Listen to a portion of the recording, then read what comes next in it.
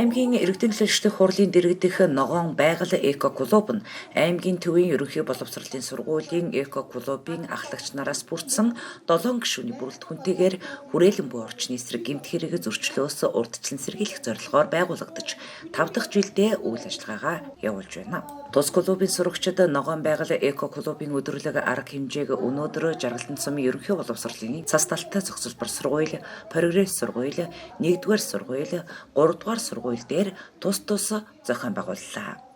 24 оны хугацаанд манай эко клубын хүүхдүүд бол одоо 16 цэцэрлэг болон эрүүл мэндийн байгууллагуудын ус алдагдлын судалгааг одоо гаргаж газар дээр нь очиж одоо ус алдагдуудыг арилгаж за нийт одоо 3700 метр квадрат куб ус одоо алтхаас үлдсэн сэргийлэх юм үр дүнтэй ажлыг зохион байгуулсан. 25 хоног бид бүхэн эко клубын үйл ажиллагааг дэмжигчид болгон зарласан.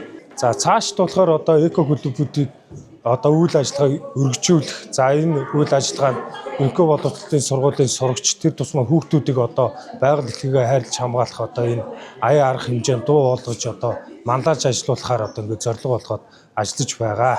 Дээрх арга хэмжээг хар нуур ховдголын сав газрын захиргаатай хамтран аймгийн иргэдийн төлөөлөлтийн хурлаас эко клубын сурагчтайгаа хамтран усаа хайрлан хамгаалах ач холбогдлын талаар мэдээлэл олгож гарын авлага тараан ажиллаж байгаа юм а.